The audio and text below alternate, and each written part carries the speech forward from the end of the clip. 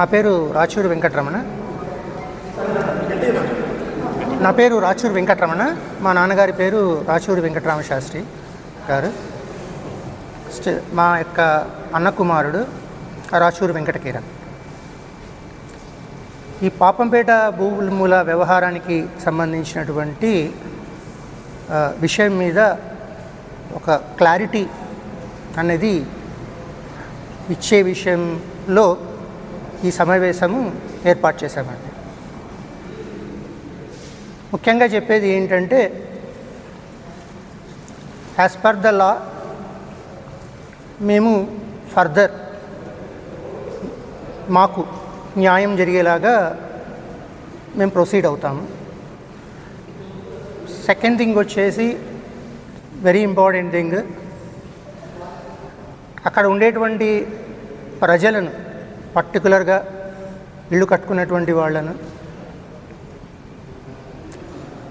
తర్వాత organisations maintain చేసేటువంటి వాళ్ళను ఎటువంటి ఇబ్బందులకు కూడా గురి చేయము తప్పకుండా. ఈ సభాముఖంగా మీకు ఏంటంటే ఒక ప్రమాణం చేస్తున్నాం. మేము దేనికోసం పోరాడుతున్నామంటే, రైట్స్ ఇక్కడ లీగల్గా ఓన్లీ ఖాళీ స్థలాలు, మా పేరు మీద రిజిస్టర్ అయినటువంటి ఖాళీ స్థలాల కోసమే మా యొక్క పోరాటం. అండ్ దెన్ తర్వాత వచ్చేసి మేము ఇప్పటి నుంచి కాదండి, 2003 నుంచి మా ఈ ప్రయత్నాలను మొదలుపెట్టాము.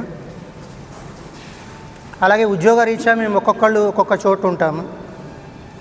నాకు ఇంకా బ్రదర్స్ ఉన్నారు, తర్వాత మా అన్న కొడుకు. ఇప్పుడు మేము ఈ బాధ్యతను మేము అప్పచెప్పాము. ఓకే, శ్రీరాములు గారికి, తర్వాత సుభాష్ రెడ్డి గారికి అప్పచెప్పాము. ఎందువల్లంటే ప్రతిసారి మేము రాలేము, మా యొక్క పనుల రీత్యా, ఉద్యోగాల రీత్యా ఉద్యోగం చేస్తూ బతుకునేటువంటి వాళ్ళమే మేము కూడా. ఒక రకంగా చెప్పాలి అంటే ఏమంటే, ఈ ముందు కూడాను మా ఉద్దేశం ఏంటంటే, ఆ భూముల మీద మళ్ళా రిజిస్ట్రేషన్స్ చాలా జరిగాయి. ఇది వెలుగులోకి రావడం వల్ల ప్రజలలో కూడా కొద్దిగా అవేర్నెస్ వస్తుంది కొంచెము అన్నది మా ఉద్దేశము. అండ్ ఇంకొక ముఖ్యమైన విషయం ఏమంటే, భయభ్రాంతులు గురి చేసేటువంటి ఉద్దేశము, ఒకళ్ళని భయపడించాల్సినటువంటి ఉద్దేశము, అటువంటి ఇంటెన్షన్ మాకు లేదండి అసలుకు. మా హక్కుల కోసము చట్ట ప్రకారంగా యాజ్ పర్ లా కోర్టు చెప్పినట్టు కోర్టు ద్వారా నడుచుకుంటాం. ఓకే, ఈ విషయాన్ని మేము సభాముఖంగా తెలియజేస్తున్నాం. థ్యాంక్ యూ వెరీ మచ్ అండి. Thank you. లేదు సార్, ఇల్లు కట్టుకున్నటువంటి వాళ్ళ జోలికి ఎటువంటి పరిస్థితుల్లో పోదు సార్. లేదండి, ఎవ్వరూ లేరండి. పొలిటికల్ బ్యాక్గ్రౌండ్ అటువంటి ఇదే లేదు సార్. చెప్తున్నాం కదండి, మేము ఏమంటే ఏదో ఒక అంతా ఉద్యోగాలు చేసుకొని బతికేటువంటి వాళ్ళమే అంతే. ఓకే, ఒక సాంప్రదాయ కుటుంబము, ఉద్యోగాలు చేసుకునే బతికేటువంటి వాళ్ళే, కానీ పొలిటికల్ బ్యాక్గ్రౌండ్స్ మాకు ఎటువంటివి లేవు సార్. కిరణ్, మా నాన్నగారి పేరు సుబ్రహ్మణ్యం, రాచూరి సుబ్రహ్మణ్య శాస్త్రి. ఇదివరకు మా బాబాయ్ గారు, మా చిన్నాన్నగారు చెప్పినట్టు, we wanted to ensure that we are not going to touch any of the people who have already construct the houses.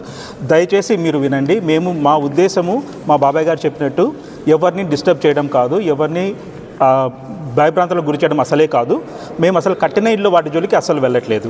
So ఇది కొంతమంది మాకు క్వశ్చన్స్ రైజ్ చేస్తున్నారు, ఇది అసలు మీ పొలమేనా అని చెప్పి క్వశ్చన్స్ రైజ్ చేస్తున్నారు.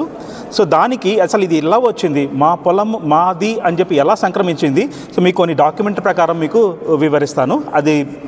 అది వివరించే ప్రయత్నం చేస్తాను నేను ఇప్పుడు మీకు. సో ఇది యాక్చువల్గా 1910 సంవత్సరంలో గోళ్లపల్లి లక్ష్మీనరసింహ శాస్త్రి గారు వెంకట్రావు మరియు శేషగిరిరావు దగ్గర నుంచి కొన్నారండి ఈ స్థలము. So document number 984/1910, 1910 984. సో మొత్తము ఎకరాలు 932.52 అండి. సో ఇది 1910లో జరిగిన ట్రాన్సాక్షన్.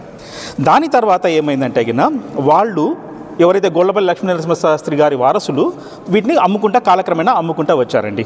సో ఇక్కడ మనకు ఇంకొక 1949లో ఒక 50 ఎకరాల ట్రాన్సాక్షన్ జరిగిందండి. అది డాక్యుమెంట్ నంబర్ 2260/1949. కొన్నవారు రామకృష్ణ గారు, జి రామకృష్ణ గారు. అమ్మినవారు రాచూరు వెంకటరామ శాస్త్రి గారు, అంటే మా బాబాయ్ గారి నాన్నగారు. తర్వాత రాచూరు సుబ్రహ్మణ్య శాస్త్రి అంటే మా నాన్నగారు. తర్వాత గోళ్లపల్లి సీతారామయ్య గారు, గోళ్లపల్లి శంకరయ్య గారు. సో వీళ్ళు 50 ఎకరాలను 1949లో అమ్మేశారండి. దాని తర్వాత ఫర్దర్గా ట్రాన్సాక్షన్స్ జరిగినాయి. 1952లో భాగస్వామ్యం చేసుకున్నారు. వీళ్ళు నలుగురు, ఇంతకుముందు పేరు చెప్పిన నలుగురు భాగస్వామ్యం చేసుకున్నారండి. సో అంతకుముందు వరకు కంబైన్గా అమ్ముకుంటూ వచ్చారు. దాని తర్వాత భాగస్వామ్యం చేసుకున్నారు. 550 ఎకరాలని 1952లో భాగస్వామ్యం చేసుకున్నారు. ఆ డాక్యుమెంట్ నెంబర్ 1607/1952. సో ఇది ఎవరెవరికి వచ్చింది? రాచూరు వెంకటరమణ శాస్త్రి గారికి, రాచూరు సుబ్రహ్మణ్యం గారికి, గోళ్లపల్లి శంకరయ్య గారికి, గోళ్లపల్లి సీతారామయ్య గారికి. అంటే రాచూరు వెంకటరామ శాస్త్రి గారికి, సుబ్రహ్మణ్యం గారికి 3/4 భాగము, అంటే 550 ఎకరాలు 3/4 అనమాట. So that would be around 414 acres or 410+ acres వస్తాయి. సో అది మిగిలినది సో 100 చిల్లర గోళ్లపల్లి వారికి, అంటే గోళ్లపల్లి శంకరయ్య గారికి, గోళ్లపల్లి సీతారామయ్య గారికి సంక్రమించేటట్ట 1952లో భాగస్వామ్యం చేసుకున్నారు. రిజిస్టర్డ్ డాక్యుమెంట్ అండి దానికి. దాని తర్వాత ఎలా వచ్చిందంటే కన్నా 1956లో అన్నదమ్ముల భాగస్ పరిష్కారము. సో అంటే మా నాన్నగారి చిన్నాన్నగారు, తర్వాత మా నాన్నగారు కలిసి భాగస్వామ్యం చేసుకున్నారండి. అది డాక్యుమెంట్ నెంబర్ 324/1956. ఇది it's in between Rachuru Venkatarama Sastri and Rachuru Subrahmanya Sastri. So వీళ్ళు ఎలా చేసుకున్నారంటే గిన ఈ 224 ఎకరాలు వచ్చినాయండి మాకు. వీళ్ళు ఏదైతే 550 ఎకరాలు దాంట్లో అమ్మగా మిగిలినవి 224 ఎకరాలు మాకు వచ్చాయండి. సో దీంట్లో కాలక్రమేణా కొంచెం అమ్ముకుంటూ వచ్చినారు. సో మిగిలినది సో అప్రాక్సిమేట్గా డాక్యుమెంట్ రూపంలో 225 ఎకరాలు plus somewhere around that change అమ్ముకున్నారండి. అమ్మగా మిగిలినది సో 170 నుంచి 180 ఎకరాల వరకు ఉండవచ్చండి అప్రాక్సిమేట్గా. ఇది మనకు కరెక్ట్ నెంబర్ అయితే తెలియదు, అప్రాక్సిమేట్గా ఉండొచ్చు అని చెప్పి మా ఊహ, మా అవగాహన. సో ఇది మా దినంలో ఉందో లేదో మాకు తెలియదు. సో దానికోసం ఏం చేస్తున్నాం అంటే మేము చట్టపరంగా చట్ట పరిధికి లోబడి మేము ట్రై చేసుకుంటున్నామండి ఇది. అంతేగాని ఇక్కడ ఎవరిని భయభ్రాంతులకు గురి చేయడం కానీ ఎవరిని ఇచ్చేయడం కానీ జరగట్లేదండి మా సైడ్ నుంచి.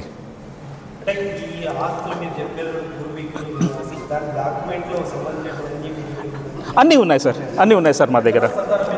సార్ నేను మా వెంకటరామ శాస్త్రి గారికి 5 మంది అండి. వీరు రమణ గారు, చిన్న నుంచి పెద్దకి చెప్తాను. వెంకటరమణ గారు, తర్వాత రామకృష్ణ, తర్వాత హరిహర శర్మ, తర్వాత విశ్వనాథ్, తర్వాత రాచూరు నాగరాజు గారు. వీళ్ళు 5 మంది. నేను ఒక్కడినే అండి. మా అక్కలు 2 ఉన్నారు, నేను ఒక్కడిని.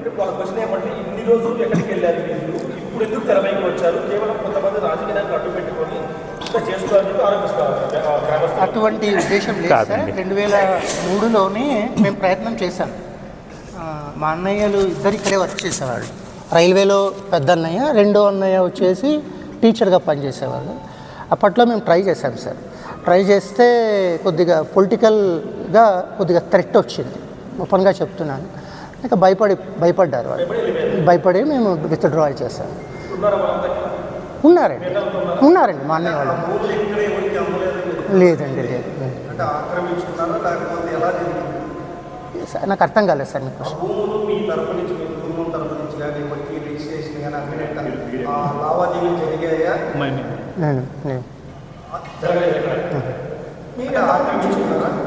ఆక్రమించుకోలేదు సార్, మాకు హెరిడిటీగా వచ్చింది ఇది ప్రాపర్టీ. అవతల వైపు వాళ్ళు ఆక్రమించినారు సార్, ఆక్రమించారు. అంటే మేము వెళ్ళామన్నమాట. మేము ఏం చేసామంటే ఆ స్పాట్కి వెళ్ళారు, మా అన్నయ్య వాళ్ళు వెళ్ళారు. అది యాక్చువల్ చెప్పాలంటే మేము వేరే దీనికోసం వెతికేటప్పుడు ప్రాసెస్లో అప్పుడు ఇది బయటపడినప్పుడు యాక్చువల్ చెప్పాలంటే మా నాన్నగారు ఉండేటప్పటి నుండి ఈ పాపంపేట భూములు అన్నవి తెర మీద ఉన్నాయండి. ఎలా అంటే గోళ్లపల్లి వాళ్ళంతా కూడాను మాకు చాలా దగ్గర బంధుత్వం ఉంది అన్ని రకాలుగా. మా అన్నయ్య వైపు నుంచి, అంటే వీళ్ళ నాన్నగారి వైపు నుంచి, తర్వాత మా నాన్నగారి వైపు నుంచి ఎన్ని రకాలుగా బంధుత్వం ఉంది బాగా. కాబట్టి ఏమండి మా వాళ్ళండి ఉన్నారండి, ఉన్నారు. లేదండి, గుంతకల్లు, బెంగళూరు, ఒక్కొక్కళ్ళు ఒక్కొక్క చోట సెటిల్ అయిపోయారు, వెళ్ళిపోయారు. ఏమండి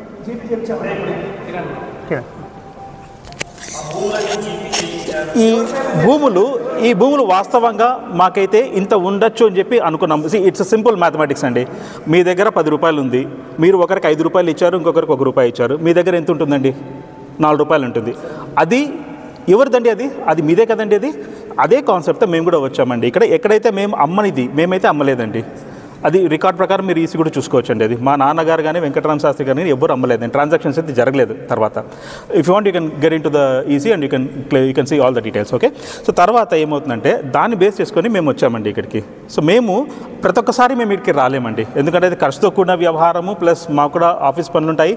మేము దాన్ని వదులుకొని రావడం అంటే మీకు తెలుసు కదండి, మీరు పనిచేస్తున్నారు, మీకు అందరికీ తెలుసు ఈ ఇబ్బందులు. ఎటువంటి ఒక చోటికి వెళ్ళి రావాలంటే ఎంత ఖర్చు అవుతుంది, ఎంత శ్రమ అవుతుంది, మీకు అంతా తెలిసిన విషయం. అది నేను కొత్తగా చెప్పేది ఏం లేదు అక్కడ. సో దానికోసం ఏం చేశామంటే మాకు తెలిసిన వాళ్ళు వీళ్ళు, so they are our well wishers అనమాట. సో దానికోసం ఏమని చెప్పామంటే వీళ్ళని అప్రోచ్ అయ్యి మేము వీళ్ళు అడిగామన్నమాట, ఏమన్నా can you do something for us, మీరు నాకేమైనా సాయం చేయగలరా అని చెప్పి. వాళ్ళు కూడా రికార్డ్స్ చూస్తామన్నారు. అప్పుడు 1970 డాక్యుమెంట్ కదా, అది వర్కౌట్ కాదు అది అని చెప్పి చెప్పేశారండి వీళ్ళు ఫస్ట్లో.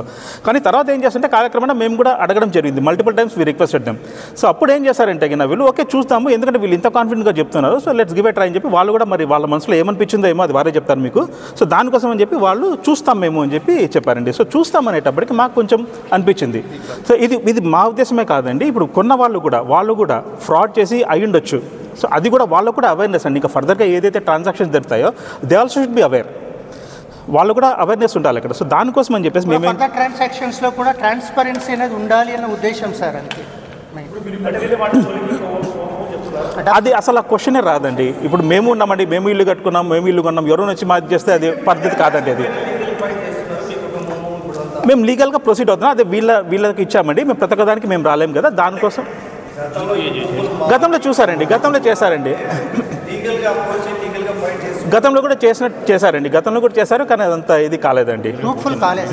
ఎందుకు అంటే ఇక్కడ థ్రెట్ ఉందంటే పెద్దవాళ్ళు అంటారు, 75 ఏళ్ళు పైన ఉంటాయి. థ్రెట్ వల్ల జీపీఏ హోల్డర్స్, జీపీఏ వీళ్ళు శ్రీరాములు గారికి, సుభాష్ రెడ్డి గారికి చేశామండి. జీపీ 20 ఎకరాలు, దాదాపు 20 ఎకరాలు చేసి ఇచ్చామండి GP, registered GPA. Last year అండి 24లో చేశాం.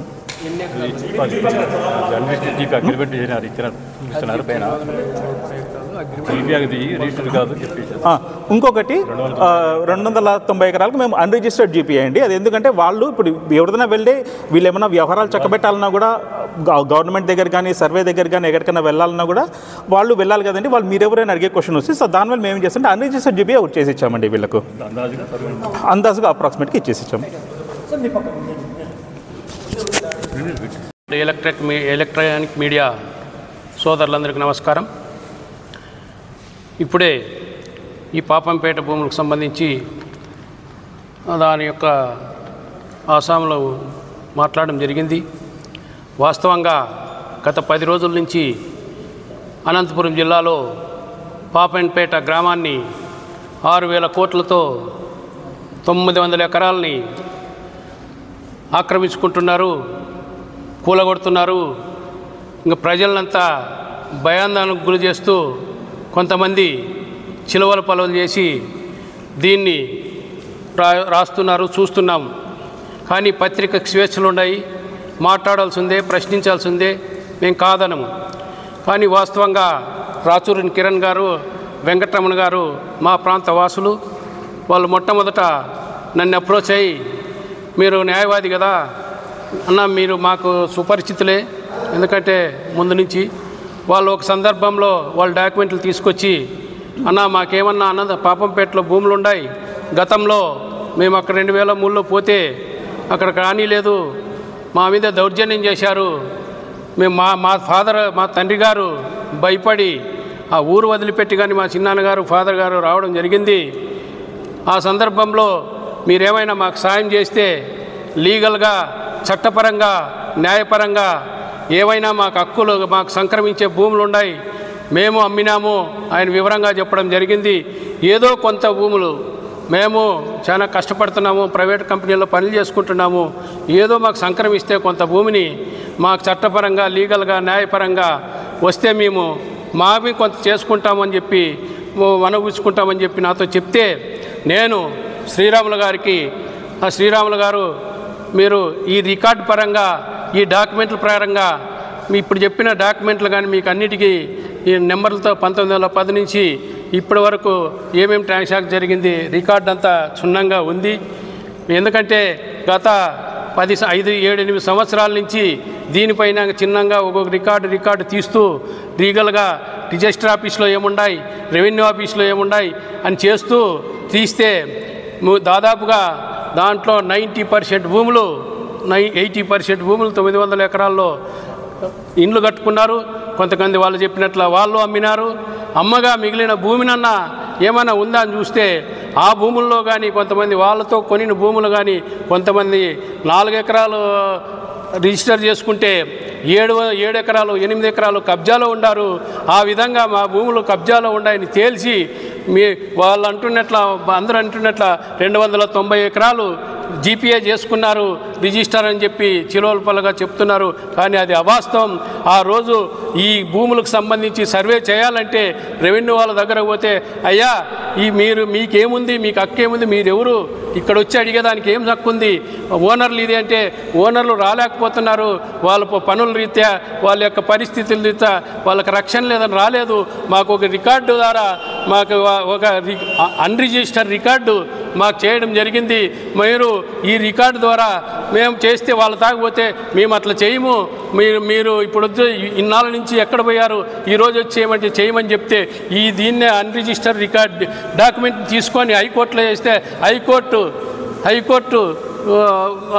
ఆదేశాల మేరకు ఆ రిజిస్టర్ దాన్ని సర్వే చేసి ఫలానా భూములు ఉన్నాయని చెప్పినారు. దాంట్లోనే 20 ఎకరాలు ఖాళీ స్థలాలు ఉన్నాయి.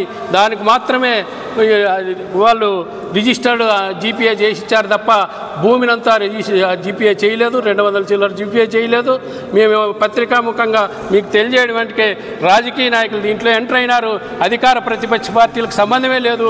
అధికార పార్టీ కానీ ఎవరు కానీ లేదు. మేమే వాళ్ళకి ఏదన్నా సంక్రమిస్తుందని చెప్పి లీగల్గానే ప్రొసీడ్ అవుతున్నాము.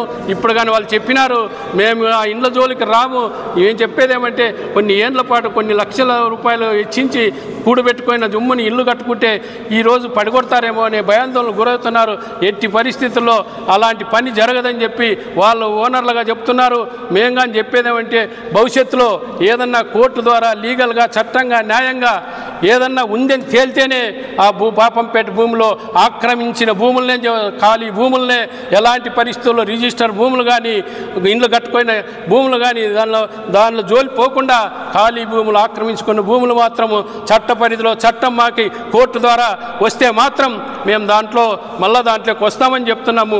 అంతవరకు పాపంపేట ప్రజలకు మేము చెప్పేది ఏమంటే దయచేసి ఎవరు భయాందోళనకు గురి చేయొద్దండి. రాజకీయ నాయకులు వాళ్ళ పబ్బం గడుపుకుంటారు. వాళ్ళ పనుల కోసం ప్రజలను వాడుకొని భయాందోళనకు గురి చేస్తున్నారు. ఎలాంటి భయం పొందని చెప్పి మేము వాళ్ళ ఈ భూములకు సంబంధించిన ఓనర్ల ద్వారానే చెప్తున్నారు. కాబట్టి మీరు మాత్రము ప్రశాంతంగా ఉండండి. కోర్టు ఏదన్నా భవిష్యత్తులో ఏదన్నా మీదని చెప్పి తేలిస్తేనే ఆ భూముల్లోకి వస్తారు తప్ప లేకపోతే ఎలాంటి పరిస్థితుల్లో పాపంపేట జోలికి రారు. ప్రజలను ఏం డిస్టర్బ్ చేయరు. ఇండ్ల జోలు రారని చెప్పి మేము తెలియజేస్తున్నాం. ఇంకా కొన్ని విషయాలు మా శ్రీరామ్ తెలియజేస్తాడు.